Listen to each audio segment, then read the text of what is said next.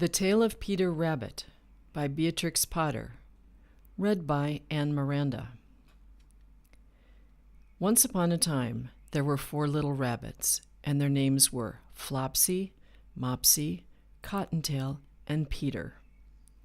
They lived with their mother in a sandbank underneath the root of a very big fir tree.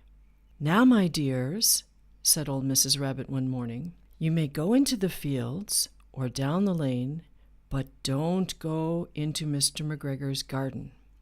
Your father had an accident there. He was put in a pie by Mrs. McGregor. Now, run along and don't get into mischief. I am going out."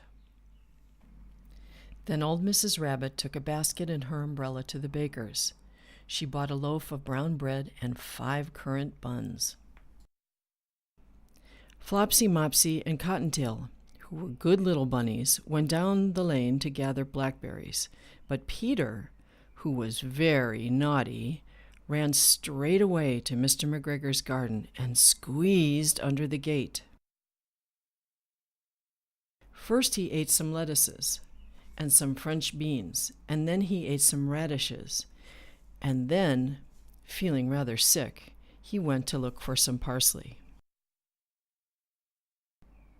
But round the end of a cucumber frame, whom should he meet but Mr. McGregor? Mr. McGregor was on his hands and knees, planting out young cabbages, but he jumped up and ran after Peter, waving a rake and calling out, "Stop, thief!" Peter was most dreadfully frightened. He rushed all over the garden, for he had forgotten the way back to the gate. He lost one of his shoes among the cabbages, and the other shoe amongst the potatoes. After losing them, he ran on 4 legs and went faster, so that I think he might have gotten away altogether if he had not unfortunately run into a gooseberry net and got caught by the large buttons on his jacket. It was a blue jacket with brass buttons, quite new. Peter gave himself up for lost and shed big tears, but his sobs were overheard by some friendly sparrows who flew to him in great excitement and implored him to exert himself. Mr. McGregor came up with a sieve which he intended to pop on the top of Peter, but Peter wriggled out just in time, leaving his jacket behind him, and rushed into the tool shed and jumped into a can. It would have been a beautiful thing to hide in if it had not had so much water in it. Mr. McGregor was quite sure that Peter was somewhere in the tool shed, perhaps hidden underneath a flower pot. He began to turn them over carefully, looking under each. Presently, Peter sneezed. "Catch-you!" Mr. McGregor was after him in no time, and tried to put his foot upon Peter, who jumped out of a window, upsetting 3 plants. The window was too small for Mr. McGregor, and he was tired of running after Peter. He went back to his work. Peter sat down to rest. He was out of breath and trembling with fright, and he had not the least idea which way to go. Also, he was very damp with sitting in that can. After a time, he began to wander about, going lippity-lippity, not very fast, and looking all around. He found a door in a wall, but it was locked, and there was no room for a fat little rabbit to squeeze underneath. An old mouse was running in and out over the stone doorstep, carrying peas and beans to her family in the wood. Peter asked her the way to the gate, but she had such a large pea in her mouth that she could not answer. She only shook her head at him. Peter began to cry. Then he tried to find his way straight across the garden, but he became more and more puzzled.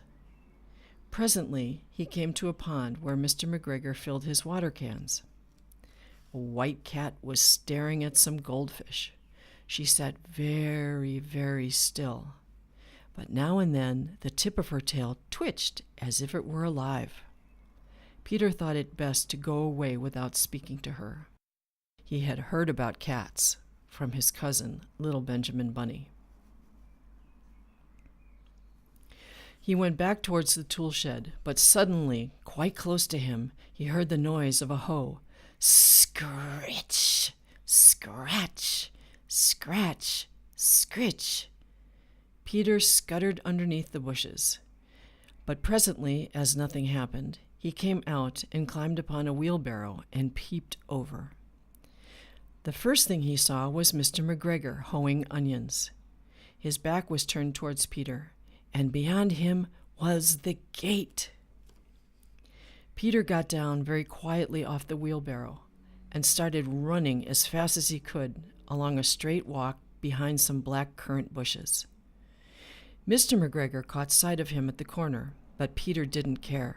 He slipped underneath the gate and was safe at last in the wood outside the garden. Mr. McGregor hung up the little jacket and the shoes for a scarecrow to frighten the blackbirds. Peter never stopped running or looked behind him until he got home to the big fir tree. He was so tired that he flopped down upon the nice soft sand on the floor of the rabbit hole and shut his eyes. His mother was busy cooking. She wondered what he had done with his clothes.